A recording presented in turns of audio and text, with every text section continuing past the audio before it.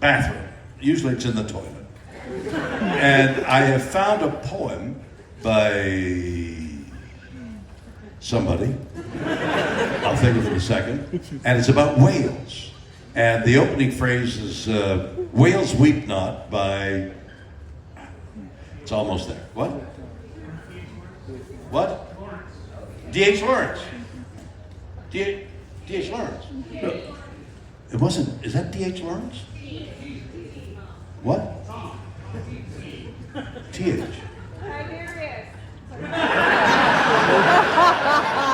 Tiberius. Somebody named their kid named Tiberius. I would like to introduce you to my child. His name is Tiberius. Hello, Tiberius. Hello, my name is Tiberius. Imagine going through life. Excuse me, sir, are you a senator? Yes, I'm Senator Tiberius. I mean, it's ridiculous. You'd be laughed off the stage. Like this, right? Tiberius. I'm not running for office, that's it. D.H. Lawrence. D.H. Lawrence. Okay, so it's called Whales Weep Not. And I said, the opening line is, they say the sea is cold, but the sea contains the hottest blood of all. And it goes on. So I thought, oh, interesting poem. That year was the year in which they did an album called Whale Sounds. Come on, you knew D.H. Lawrence. What was the name of the album, the recording of Whale Sounds? Sounds of the Deep? Sounds of the Deep. So I had that album, and I would play it, and, you know, it's Sounds of the Deep. You know, it's whale sounds. And I had this poem. So I thought, wow, that's interesting. They say the sea is cold. Okay? So, but I began to edit it like it was a piece of music. Okay, so I've got a book coming out. I love when I get like 17 subjects going at once. And then I can't remember any of them. So I got a book coming out in which the premise basically is string theory is vibration. So the whole world, the whole universe is vibrating. And we, human beings, vibrate along with it, and everybody vibrating at their own tempo. And if we can only lock into that vibration through prayer, meditation, awareness. So that's what the book is all about. I think that's what the book is all about. That's what I'd like the book to be about. But you get carried away, as you can see. So it's vibration. So nothing happens by coincidence. We're all vibrating, and you just have to lock into that vibration. And sometimes I think I do, because things happen to me that are beyond coincidence. So there I am in my toilet, listening to the sounds of whales, and this all has a point. I'm coming around to it. So I'm doing whale sounds and D.H. Lawrence's poem, and I think I was either at the Hollywood Bowl or the phone rings. It's more dramatic if the phone rings. The phone rings. I get out of the toilet, and I go and grab the phone, and it's the head of the Los Angeles Philharmonic. And he says, would you like to do something in just a one number at the Hollywood Bowl? 18,000 people, okay? So I said, well, you know, I've been doing D.H. Lawrence and the whales. He says, that's great, do it. So in front of 18,000 people, see, you laughed when I said, wee woo, and you went, ha ha ha. And I'm thinking, they're gonna laugh me off the stage. I get up, and they're all milling around, there's 18,000 people talking, and the sounds come up, woo, ah, boo. You hear the silence and the laughter? It's balanced in between, right? You listen, what the hell is he going to say? And the ooh is laughter. So there's like a tension. That's it, right there. Sounds of the Deep.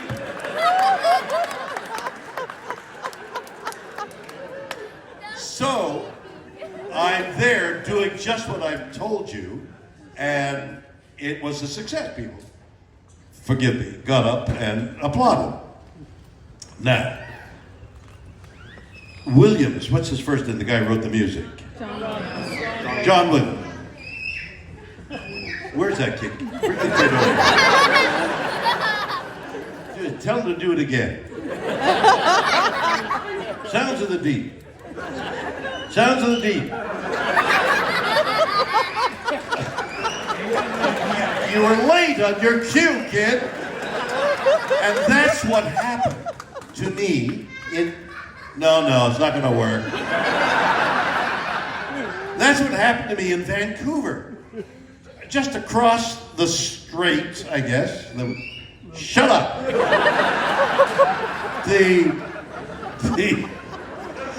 I'm doing a concert, a John Williams what's the name of the movie? Star Wars. I'm doing a Star Wars. I can't remember everything.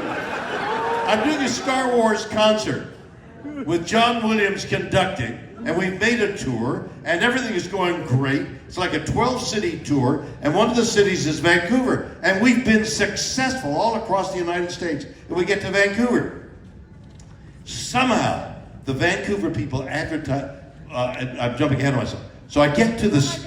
I get to the theater, and there's all these motorcycles, leather-jacketed guys, and tattoos, and babes, and you know, and they're all in the audience, and they're restless. And I come out, and I'm thinking, who are these people? And the opening of the number is, let me hear it. Get the kid. Give me the kid. Shake it. There you go. The brain thing, you know, the shaking the brain. Forget about it.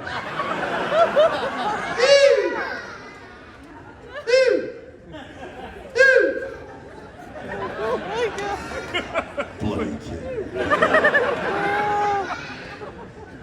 You're a second. You're his understudy.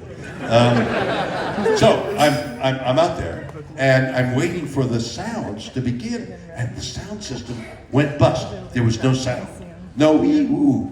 So I begin the poem. They say the sea is cold, and I hear somebody yell, "Get off the stage!"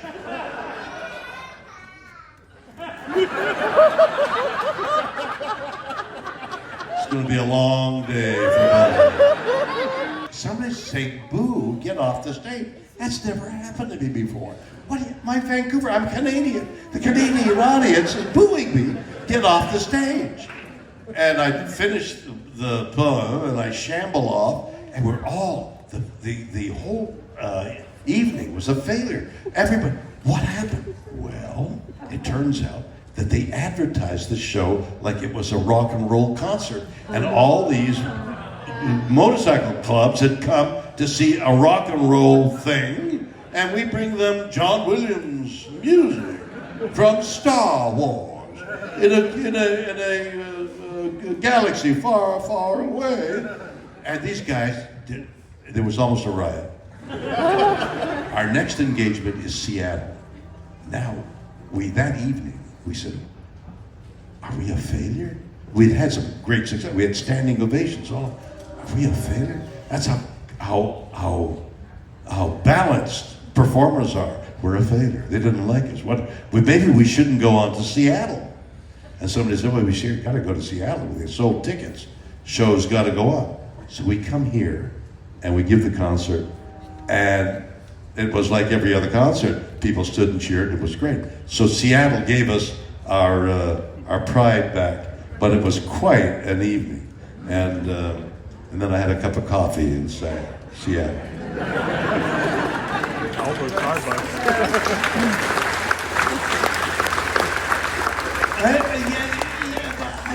I suppose that was worthy of a little applause, but we had some extraneous noise that was really helpful.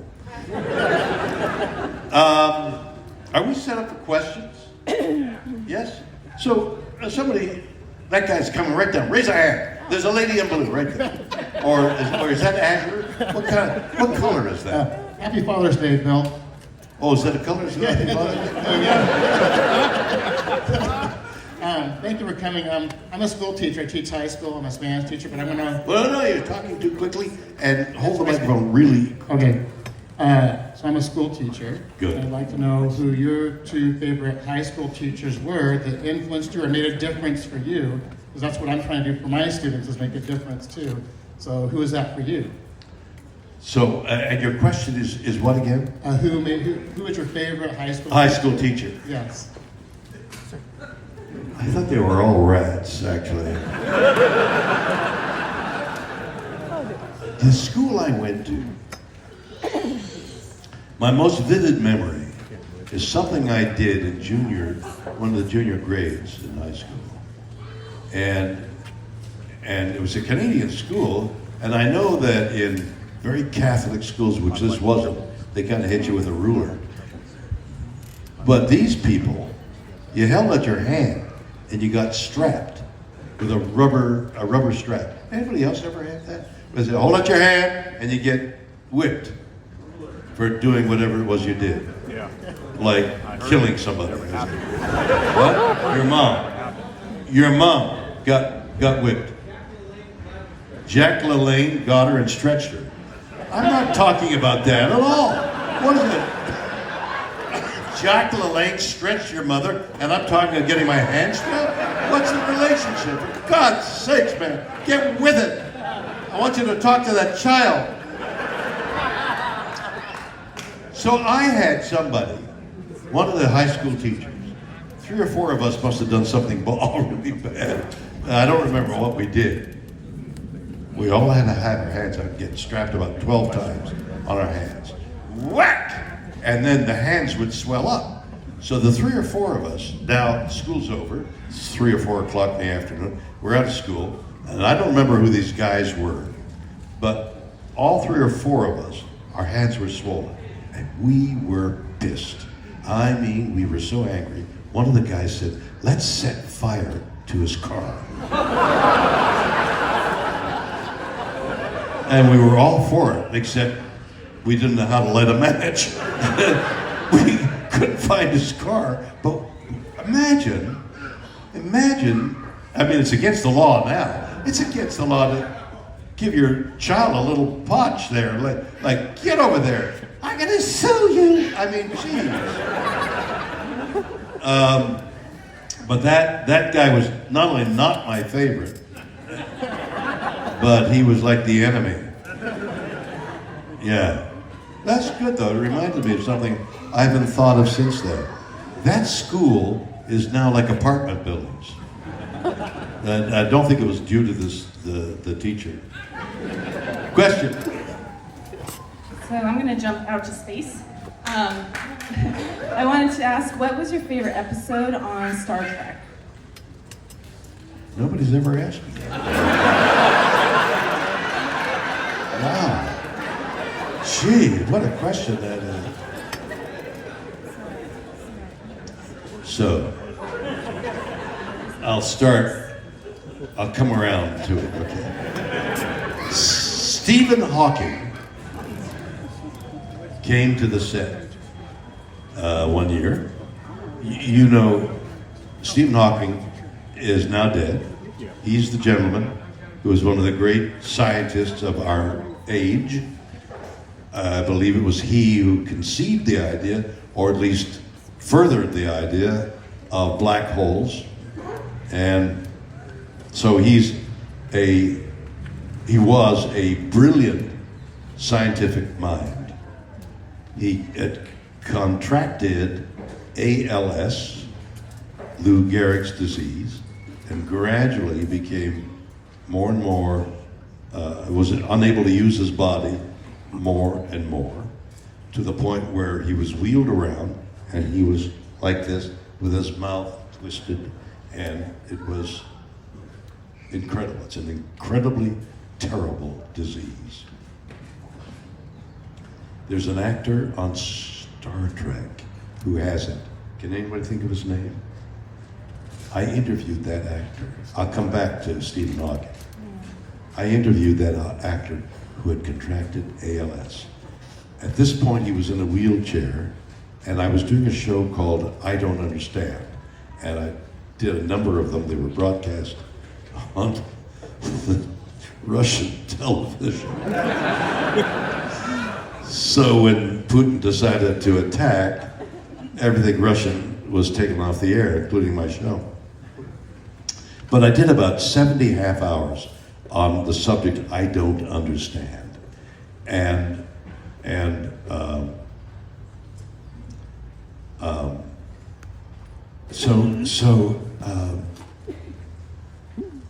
Stephen Hawking, wait a minute. I did a half hour on this actor who had contracted ALS. And ALS is death. It's just how long can you go? And what happens is your body decays, fights itself, autoimmune, and your mind is perfect. Your mind is as good as before you got the disease, but your body is failing. So it's one thing to have your mind and body fail and you're not really aware of what's going on, but it must be something else to know that, like Stephen Hawking and this wonderful actor who gradually became more and more crippled and died as a result with his mind totally intact. Say it again. Dennis, right? Kenneth Mitchell. What's the first name? Dennis. Kenneth Mitchell. It's either your language or my ears. I prefer to think it's your language. Okay?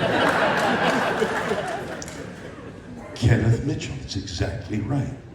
So Kenneth Mitchell, oh God, love this. So I said to him, I'd like to interview you, but I want to talk about what it's like to think about death. Would you let me do that? And he said, I want to talk about it. And so I began an interview with a gentleman, a lovely, lovely gentleman, a wonderful actor, who would talk for a half an hour with me about his oncoming death and the way he was going to die, and his children, and he sobbed in the middle of it, he cried, and I was with him the whole. I was doing it on a virtual thing, but I was living his pain. And then I saw him not too long ago, and he's just about gone. He's made another step into the abyss of that thing. So Stephen Hawking had the same thing. He got worse and worse. But when he first came to the Star Trek set, he said, when showed the dilithium tubes on the set, he said, I'm working on that. I don't know whether he said it in his voice, but as his disease progressed, what he did, and many of you I'm sure know this, he had a computer, and he was able to manipulate the mouse so that he could spell out the words, and then he'd hit a button, and the mechanical voice of the computer would say what he had written. So in this last years, he had nothing in his body worked except his eyes, which were bright and blue, and he had they put a little, it's called a mouse, I guess, here, so that if he went like that, he could move the mouse, and the thing on his computer would spell. So he'd go like that, and laboriously, can you imagine how laboriously it would be if he spelled out, how do you feel today? I-F-E-E. That's the way it would go. So I wrote to him that I'd like to do an interview. And they wrote back to me. They're in Cambridge in England. And I'm in Los Angeles. And they said, Mr. Hawking, Dr. Hawking will do the interview, but you've got to send him the questions so he can conceive the answer. And you have to ask the exact same question because the answer will be pre-recorded. So we sent him the questions, and then we arrived in Cambridge, and I'm sitting here, and like in his living room. There's a hallway over there, and the cameras are all around us, and we're waiting, and suddenly he appears. He's been wheeled in, and he's wheeled into here. So we're sitting side by side like this. And when I had sent him the questions, he had written back, I got the questions, I got the answers, and I would like to ask Mr. Shatner a question as well. Dr. Stephen Hawking, one of the greatest minds of our age, wants to ask me a question. I'll bet it's about black holes. So he comes in, and he sits there, and he's like this, and his computer is right there. So I kind of see the computer. So I see my cue cards are over there for the questions. I have to ask them exactly as we had written them. So I asked him, Dr. Hawking, and I've forgotten what the questions were. They were about science, black holes, and the future of the world and what will happen. Very erudite. So I would say whatever the question was, and he'd go like that and hit the button and that would hit the button for talking, and he'd give this very erudite answer to this question. And I had 4 or 5 questions, and he was doing that, and then finally it was over, and it was like the end. Wait a minute, Dr. Hawking, you said that you wanted to ask me a question, and he started writing a question, and I'm looking at it. He's going, and the question is, what is your favorite episode?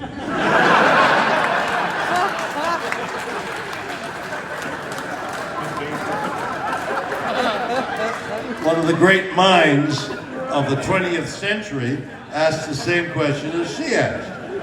I wonder if you're versed in the black holes of science. So it was really, we started laughing, and the only way you could laugh was he would get red, like he reddened, but he was laughing. And there was a few moments there, and then he said something to his helpers, and they said, Dr. Hawking would like to invite you for dinner. Going to dinner with Dr. Hawking, that was great. So I said, yes, I'll be there. It's like 3 in the afternoon. I'll be there. It's 5:30, 6 o'clock. And they leave, they wheel him out. And then I said to my producer, what am I going to do? How do you have dinner with somebody who doesn't talk?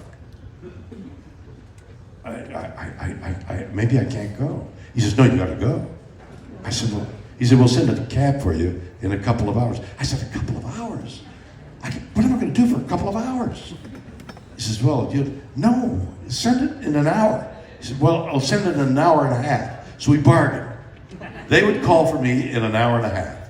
So I went to dinner, and now he's unable to feed himself. And what do you talk about? What do you talk about? There's no way. Reeves, Superman. Steve? What? Christopher Reeves. Christopher Reeves loved his horses. And then he was doing a 3-day event, which is jumping over logs. They don't give. And he's jumping over, and his horse refuses on one of those logs. He was very muscular, had a lot of weight, upper body weight. Horsemen are usually slim like me. And he went over the top of his horse, landed on his helmet, straight down on that log, broke his spine, and he was a paraplegic from then on. Mighty Superman. The guy had he built himself up incredibly, and he was Superman, and now he's a paraplegic. He's in a wheelchair that breathes for him. He can't not only can he not walk, he can barely talk. All he can do is, and the machine expands his lungs, and he's got a phrase, you know, how are you today? Like that, about that rhythm. So I knew him just a little bit, but I have a love for horses myself. And I'd read that when he went on location for a film, he required his horses with him no matter where he went. So I wrote to him or his handlers, and I said, you know, I'm coming to New York. He was in New Jersey. I'd love to say hello. They said, come on in. He would be delighted to see you. So now, I fly to New Jersey, and I'm off the plane, I get in a cab, or whatever, car, and I go to the hospital. And the hospital has glass doors. And I'm coming up to the glass doors, and as I'm coming up, I see him waiting for me in the wheelchair. And I thought, what am I going to say? Well, how do you talk to? I don't know. Oh my God, I don't know what to say, what to do. And I go through the glass doors, and I, hey, Chris, how are you? And he says, and I sit down, and he says, tell me about your horses. And we began, I'm almost weeping there because it's exactly what happened. We spoke for an hour and a half about horses, our love of horses, what he did, and it was a beautiful conversation. Now I'm facing the same problem with Dr. Hawking. What am I going to do with Dr. Hawking for an hour and a half? I did a show on Broadway some years ago, a one-man show. I was these kind of things, talking to a Broadway audience, making them laugh, making them cry. I wasn't sitting down, I was walking back and forth, but doing this, entertaining by just taking you into my arms, like, listen to me. And you're all listening to me. Even the kid has stopped yelling. So, I did my one-man show of having dinner with Stephen Hawking. I did my one-man show. And every so often he'd laugh, and there was a knock on the door. It was the cab that was sent for me. Good night. And then I had to spend about 15, 20 minutes while he wrote out good night. And that was the last I saw him, and he died a little afterwards. It was quite an evening. So, I've never answered what is my favorite show. Because of the 79 shows that I did, there were like 15, maybe, really great shows. Trouble with Tribbles, Sitting Across the River. I mean, they were really great shows. They had that one with the half black, half white, the thing. What was the name of it? What? Domino? Let that be your last battlefield. Oh, yeah. Let that be your last battlefield. Have you got a question? Come on. No, I just answered yours. That's very sharp. You're not allowed to be funnier than I am. But seriously, that was really good. You have a question like, I don't. I wish I did, Mr. Shatner, but I'm just like everybody else. I just want to listen about everything. no, but now delve into, I mean, you got the shirt on and everything. You must have something you want to inquire. Your character of Captain James T. Wait a minute, what? Your character of Captain James T. Kirk is one of my greatest icons. When I was a little kid, what I would like to know is who was your greatest icon when you were a little kid?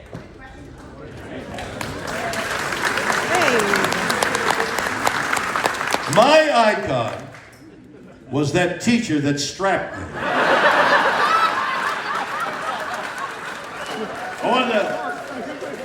I was a teenager and I played football. I wanted to punch him in the face with my swollen hand. My icons, you know what? I never had. There's no water. You're pointing where? You're pointing under the seat. If I could bend. My icons as an actor, when I look at this, okay? When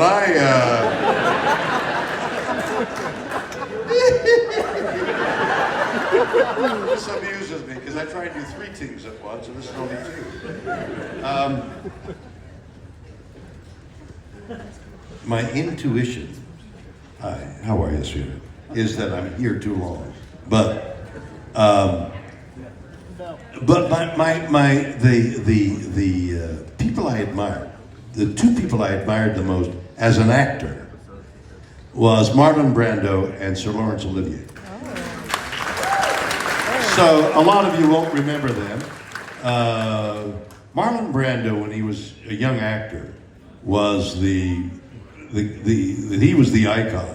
He was doing such great work, and he had this naturalist way of performing that young actors wanted to imitate or be part of, and I love that about him.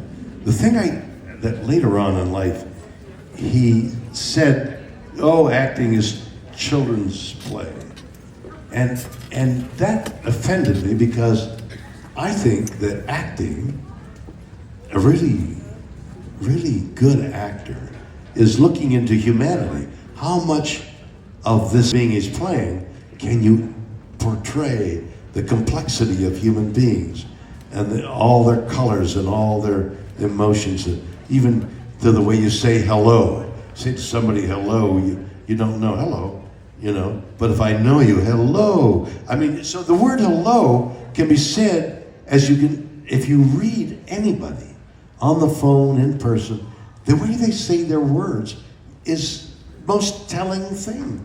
If you just listen to the way they, Amber Heard.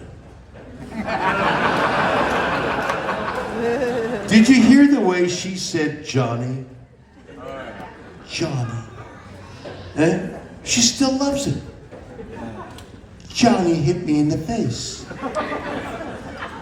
Johnny tried to rape me with a bottle. Johnny did. I mean, it's Johnny, not Johnny. So that's what acting is for me. So when he said it's child's play, I realized he didn't quite get it. Now, Laurence Olivier was such a technical actor. Broadway, West End, Shakespeare. He examined each moment, and he could do 10 lines of Shakespeare on a breath, which is what they want you to do, and he was technically incredible and loved makeup. In fact, his wife said one time, when Larry comes on stage, first the nose comes on stage, followed by Larry. He loved makeup so, but the two were so different. One was an American, the other was English, and it was perfect example of the difference between English actors and American actors. Those were my 2 icons. Mr. Shatner, we have about 5 more minutes. You want to take another question? Yes, I mean, I could stand here for 5 minutes, but... So, you've got a microphone, you walk way back there. Yep. You're going to ask, oh, the gentleman. Here he is. One of my best memories with my dad growing up was watching Boston Legal. And I was going to ask on the same take of Denny Crane. Who is your favorite actor that you worked with in any medium? Who's your favorite actor? Who's your favorite co-star that you worked with? Mine was Alan Shore. You and Alan Shore. James Spader. That was my favorite. Like growing up, I have memories with my dad. Well, I love James Spader. I mostly loved everybody. Got into trouble with that too.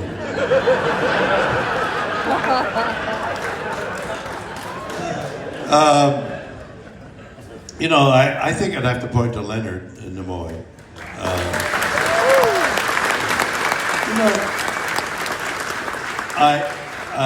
We got together on the set, and he was mostly alone. I didn't know it at the time, but he'd wait until the end of the day, and he'd drink, and he was an alcoholic, and he wrote about it and talked about it, and then I wrote a book called Leonard, and wrote a little bit about him being an alcoholic. And the reason I mentioned it was because I fell in love with a marvelous, beautiful girl, love of my life, really. And he said, she's an alcoholic. And I said, I know. And I thought, well, I'm mostly into dogs and horses, and if you love a dog, no matter how bad the dog is, that love will eventually reach the dog or the horse. If you do your magic impelled by love for animals, they'll all come around. Rarely is there a horse or a dog that's so bad that gentle, loving attention won't turn him or her around. So I thought that applied to human beings. I learned to my distress that doesn't apply. That sometimes human beings can't. Addiction sometimes, most times, can't be fixed.